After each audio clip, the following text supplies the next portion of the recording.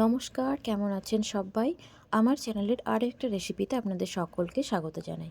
আশা করছি আপনারা সকলেই ভালো আছেন, আমিও বেশ ভালো আছি। আজকে আমি তোমাদের আলুর একটা সুন্দর রেসিপি শেয়ার করছি। ভিডিওটা প্রথমে দেখো, আশা করছি তোমাদেরও খুব ভালো লাগবে। তো দেখো, এখানে আমি কিছুটা আলু নিয়ে নিয়েছি, মিডিয়াম সাইজের আলু নিয়েছি। আলুগুলোকে দুভাগ করে কেটে ভালো করে ধুয়ে রেখেছি। এখন অন্যদিকে কড়াইতে আলুগুলো ভাজবার জন্য পর্যাপ্ত পরিমাণ তেল নিয়ে নিয়েছি, আর তার মধ্যে 1 চামচ মতো গোটা জিরে ফোড়ন দিয়ে দিলাম। 2 মিনিট মতো ফোড়নটা ভাজা ভাজা হয়ে এলে কেটে ধুয়ে রাখা আলুগুলোকে তেলের মধ্যে দিয়ে দেব। আলুগুলোকে কিন্তু খুব একটু লাল করে ভেজে নিতে হবে। এখানে আমি আজকে আলু দম বানাবো, তবে একদম অন্য রকমভাবে। বাড়িতে যখন কোনো সবজি না থাকে তখন আলু দিয়ে কিন্তু এই রেসিপিটা বানিয়ে নিতে পারো। এটা কিন্তু তোমরা পোলাও বলো, ফ্রায়েড রাইস বলো, ভাত বলো, রুটি, পরোটা, লুচি, যে কোনো কিছুর সাথেই কিন্তু তোমরা এই আলুর দমটা বানিয়ে নিতে পারবে। আর এতটাই টেস্টি হয়, তোমরা একবার না বানালে কিন্তু বুঝতে পারবে না। তো দেখো, এদিকে আলুগুলো আমি সব দিয়ে দিয়েছি। এখন এর মধ্যে স্বাদ মতো একটু লবণ দিয়ে দিলাম, যাতে আলুগুলোর মধ্যে লবণটা ভালোভাবে ঢুকে যায় এবং আলুগুলো যেন তরকারিটা হওয়ার পরে খাওয়ার সময় একটু নুন নুন ভাব লাগে, অর্থাৎ ভালো লাগে। আলু ভাজার সময় অবশ্যই নুন দেবেন, তাহলে কিন্তু আলুগুলোর টেস্ট আসে। আর নুন না দেওয়া থাকলে আলুগুলো কেমন একটা ফ্যাকাশে হয়ে যায়, আর খেতে কিন্তু তখন ভালো লাগে না। সেজন্য নুন দিয়ে নাড়তে হবে। অন্যদিকে দেখো, আমি একটা বাটি বসিয়ে নিয়েছি, তার মধ্যে একটু জল দিয়ে তাতে একটা টমেটো, এক টুকরো আদা আর একটা শুকনো লঙ্কা দিয়ে এটাকে সেদ্ধ করে নেব।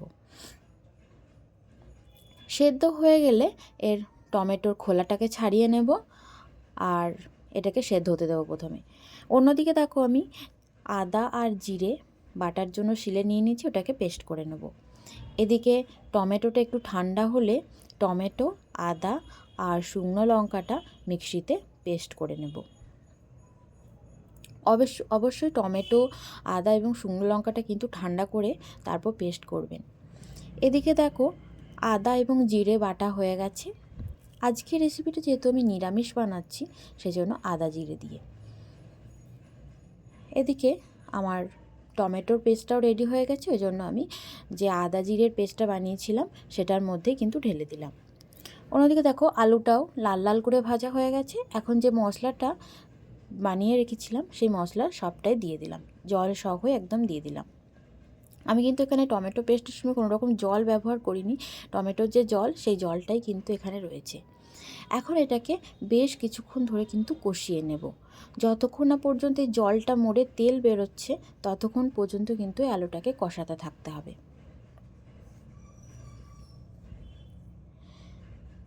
তোমরা কিন্তু নিরামিষ দিনে এরকমভাবে আলুর এই রেসিপিটা বানিয়ে দেখতে পারো, দুর্দান্ত স্বাদের হয়। আর বাড়িতে যদি ধনেপাতা না থাকে তাহলে তো অবশ্যই বানিয়ে দেখতে পারো। তো এখন দিয়ে দিলাম হলুদ গুঁড়ো আর কাশ্মীরি রেড চিলি পাউডার, তার সাথে দিয়ে দিলাম ধনে গুঁড়ো। যেহেতু জিরেটা বেটে দিয়েছি তাই ধনেটা গুঁড়ো দিয়ে দিলাম। এখন আরও দিয়ে দিলাম হাফ চামচেরও কম নুন, চিনি। দেওয়ার পরে এই সব কিছুকে দিয়ে ভালো করে নেড়ে নেব।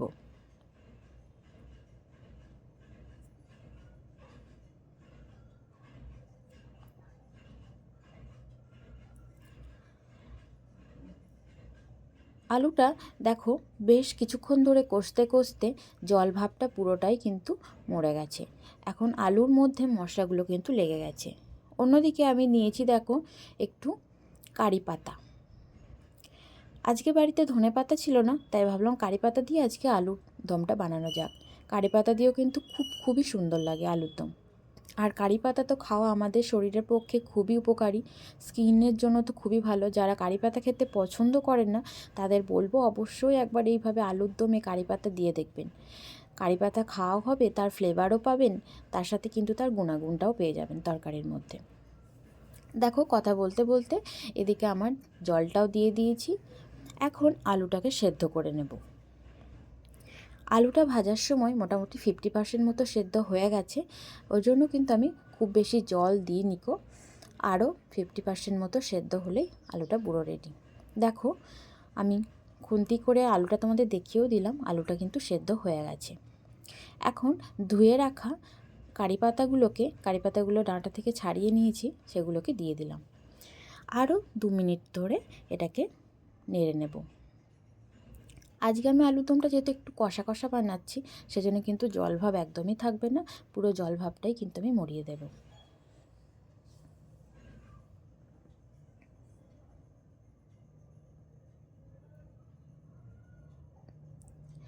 দেখো আলুর জলভাব কেটে কত সুন্দর তেলটা বেরিয়ে গেছে। এই পর্যায়ে বুঝে নিতে হবে যে আমাদের আলুর দমটা একদম পুরোপুরি রেডি হয়ে গেছে। তো এখন গ্যাসের ফ্লেম অফ করে দেব। আর আমাদের পরিবেশনের জন্য একদমই কিন্তু তৈরি কারি পাতা দিয়ে আলুর দম, একদম নিরামিষ, সম্পূর্ণ নিরামিষ পদ্ধতি তোমাদের আজকে কারি পাতা দিয়ে আলুর দমটা বানানো দেখিয়েছি। তোমাদের কেমন লাগলো বন্ধুরা অবশ্যই কিন্তু কমেন্ট বক্সে জানিও। আর তোমরা যদি আমার পরিবারে নতুন হয়ে থাকো তো তাদেরকে বলবো অবশ্যই চ্যানেলটি সাবস্ক্রাইব করে পাশে থাকার জন্য, আর অবশ্যই বেল বাটনটি প্রেস করার জন্য, যাতে আমি যখনই কোনো নতুন রেসিপি তোমাদের সাথে শেয়ার করব তখনই কিন্তু তোমাদের কাছে প্রথম পৌঁছে যাবে। আর অবশ্যই বন্ধুরা তোমরা যারা দেখছো একটা লাইক দিও, লাইক দিলে আমার অনুপ্রেরণা আরও অনেক বেড়ে যায়। তো চলো বন্ধুরা আজকে এই পর্যন্তই, সকলকে টাটা। আবারও দেখা হচ্ছে তোমাদের সাথে কোনো একটা নতুন রেসিপি নিয়ে। আজকের মতো টাটা সবাইকে।